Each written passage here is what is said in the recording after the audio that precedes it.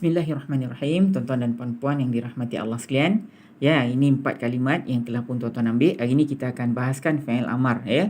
Dan bonus kepada dua fi'il tersebut ialah ni. Ijlis dengan idrib Okey. Tapi sebelum tu kalau tuan-tuan nak lebih cepat untuk tuan-tuan mahir kan, tuan-tuan jangan lupa sebut tasrif yang saya bekalkan ni. Dhahaba yadhhabu idhhab, kataba yaktubu uktub, kharaja yakhruju ukhruj, akala yakulu kul, kemudian jalasa yajlisu ijlis, daraba yadribu idrib. Tuan-tuan buat latihan tu dulu sebelum buat apa-apa saja latihan yang kita bekalkan hari ni. Itu kita panggil dia tasrif. Kalau macam kami dulu kena sebut banyak. Dhahaba yadhhaba, dhahaba yadhhabu idhhab, la tadhhab madhhabun madhhabun idhhab, macam-macam lah ada dia punya kataba yaktubu uktub, katibun maktubun, macam-macam dia ada banyak, tapi tuan-tuan saya bekalkan 3 saja. Dhahaba yadhhabu idhhab, kataba yaktubu uktub, kharaja yakhruju ukhruj, akala yakulu kul. Bonusnya ialah jalasa yajlisu ijlis, duduk daraba yadribu idrib, tu maknanya pukul. So tuan-tuan, hari ni kita akan ambil idhhab dulu. Dhahaba yadhhabu idhhab. Kalau idhhab, ni dia punya tasrif dia. Kalau anta idhhab, anti idhabi, antum idhabu. Jadi yang ni semua hari ni kita tak payah sebut sebab ada 3 je. InsyaAllah tuan-tuan tak keliru. Okey, dhahaba kalau pergi dia punya fi'il amar dia idhhab. Idhhab, idhabi, idhabu. Okey, hari ni kita guna kalimat masjid. Idhhab ilal masjid, idhabi ilal masjid, idhabu ilal masjid. Ini ila, kita pakai ila. Idhhab ilal masjid, idhabi ilal masjid, idhabu ilal masjid. Okey, kalimat yang kedua apa? Kataba yaktubu uktub, uktub. Tulislah engkau dekat dalam masjid. Uktub fil masjid, uktubi fil masjid, uktubu fil masjid. Boleh tuan-tuan? Ini untuk anta, ni untuk anti, ni untuk antum. Okey, kalimat berikutnya apa? Kharaja yakhruju ukhruj. Kalau ukhruj ni keluar dari masjid lah, min. Anta dulu. Anta ukhruj minal masjid, ukhruji minal masjid, ukhruju minal masjid. Untuk kalau fi'il amar ni tuan-tuan tak sebut ni. Fi'il madi dan mudhari' saja. Sebab kalau fi'il amar tuan-tuan sebut memang sumbang dalam bahasa. Tapi fi'il madi dengan mudhari' dia tidak sumbang. Cuma jarang disebut je. Kalau sebut tak ada masalah. Tapi kalau fi'il amar yang ni tak sebut. Lagi sekali kita ambil kalimat ukhruj kan tadi. Ukhruj minal masjid, ukhruji minal masjid, ukhruju minal masjid. Kemudian kul. Kul, makanlah oleh kau. Kul fil masjid, kuli fil masjid, kulu fil masjid. Semua dalam masjid. Okey, kemudian bonusnya hari ni saya nak tuan-tuan sebut ijlis. Ijlis fil masjid, ijlisi fil masjid, ijlisu fil masjid. Duduklah oleh kau, duduklah oleh kau lelaki, kau perempuan dan kamu. Okay. Idrib. Idrib fil masjid, idribi fil masjid, idribu fil masjid. Macam tu. So saya nak dengar tuan-tuan sebut yang ijlis dengan idrib ini saja. Ijlis dan idrib. Itu soalan kuis kita hari ni. Tuan-tuan. So apa ni, tapi macam saya sebut tadi, tuan-tuan jangan lupa sebut tasrif dia dulu. Dhahaba yadhhabu idhhab, kataba yaktubu uktub, kharaja yakhruju ukhruj, kullu akala yakulu kul. Akala yakulu kul. Kemudian yang ni pun buat juga. Jalasa yajlisu ijlis, daraba yadribu idrib. Yang ini tuan-tuan buat latihan banyak-banyak, buat sendiri. Dan insyaAllah nanti kalau tuan-tuan dapat kalimat lain, katalah kalimat qara'a yaqra'u iqra', nazara yanzuru unzur, sami'a yasma'u isma'. Jadi tuan-tuan punya lidah tu lidah jadi lembut untuk sebut dia punya tasrif tu. So kita masuk ayat kita tuan-tuan. Kita masuk ayat kita hari ni, insyaAllah kita akan bahaskan ayat yang ke-6. Ayat yang ke-6 daripada surah Al-Alaq. Alright.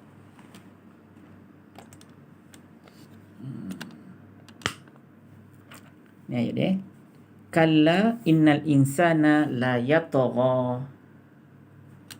Kalla innal insana la yatgha. La yatgha. Tuan-tuan. Alright. Kalla, sekali-kali tidak. Sesungguhnya manusia itu dia benar-benar melampaui batas. La yatgha. Alright. Kalla, tidak sekali-kali. Innal insana la yatgha. La yatgha. Kalla. Sekali-kali tidak ataupun sekali-kali tidak akan. Kalla. Ataupun bahkan tidak, ada juga yang terjemah macam tu. Kalla. Sekali-kali tidak. Kemudian innal insana la yatgha. Ini sambungan daripada ayat yang terdahulu. Okay, kita ambil dia secara teknikal, tuan-tuan. Kalla. Sekali-kali tidak. Ini ialah kalimat haraf. Kita sebut dia sebagai apa, tuan-tuan? Ini haraf nafi lah. Tidak. Tidak, sekali-kali tidak. Ini ialah haraf, ini ialah haraf nafi. Tapi biasanya haraf nafi yang tuan-tuan jumpa la, lam, lan kan. Ini tuan-tuan jumpa yang baru satu lagi. Kalla, sekali-kali tidak. Ini menafikan. Okay, inna sesungguhnya, ini ialah kalimat haraf. Yang ni ialah haraf, salah satu dari dua kalimat haraf yang istimewa dalam Al-Quran kan. Inna dia nak subjek dan khabar. Kemudian inna ini diberi pangkat mansub kepada subjek dia. Dia akan bagi pangkat marfu' kepada khabar dia. Tapi kalau dia punya khabar ataupun dia punya khabar itu ataupun dia punya subjek itu dia punya isim, dia tak panggil kalau subjek inna dia tak panggil mubtada inna, tuan-tuan, dia panggil isim inna. Tapi benda samalah. Dia panggil isim inna, isim dan khabar inna. Khabar tu sama macam mubtada khabar, tapi cuma subjek tu kita tak sebut mubtada inna, kita panggil subjek inna. So inna dia nak subjek dan khabar. Okey, di sini boleh tak inna ni implement baris subjek dia punya isim inna tu, boleh tak kita implement baris atas dan khabar dia kita implement baris depan? Cuba tengok innal insana. Insan boleh, sesungguhnya manusia. Dia punya isim inna ataupun subjek ni boleh kita pakai baris yang standard. Subjek dia ataupun isim dia mesti kena mansub. La yatra, tapi dia punya khabar dia tak boleh. Sebab apa? Khabar dia tak pakai isim, dia pakai fa'il. La yatra, la sesungguhnya ataupun pasti ataupun benar-benar, yatra dia melampaui batas. Dia tara kan, tara tu maknanya melampaui batas. Jadi khabar kepada inna kita tak boleh nak implement baris depan. Biasanya kalau inna ni innallaha alimun kan, kena baris alimun, khabar dia kena baris depan kan. Tapi kat sini tak boleh. Sebab apa? Dia tak pakai isim, dia pakai fa'il. Jadi kita ikut standard fa'il lah. Kalau fa'il mudhari' macam mana, madhi macam mana, amar macam mana, ni kita bahas kejap lagi, tuan. Okay, sekali lagi, ini ialah kalimat inna. Kalau pelajaran peringkat kedua, peringkat pertama dia merupakan kalimat haraf. Dalam pelajaran peringkat kedua dia merupakan haraf taukid. Fungsi dia menegaskan lah, fungsi dia taukid lah. Okey, kalau pelajaran peringkat ketiga, inna saya kata nak subjek dan khabar. Inna memberi pangkat mansub kepada subjek dia, subjek tu yang isim dia, dan akan bagi pangkat marfu' kepada khabar dia. Itu pelajaran kita peringkat yang ketiga. Okey. Seterusnya ialah al-insana. Al-insana maknanya manusia. Ini ialah kalimat isim, dia ialah isim biasa. Kalau isim biasa dia sedang berpangkat mansub. Tanda mansub dia fathah.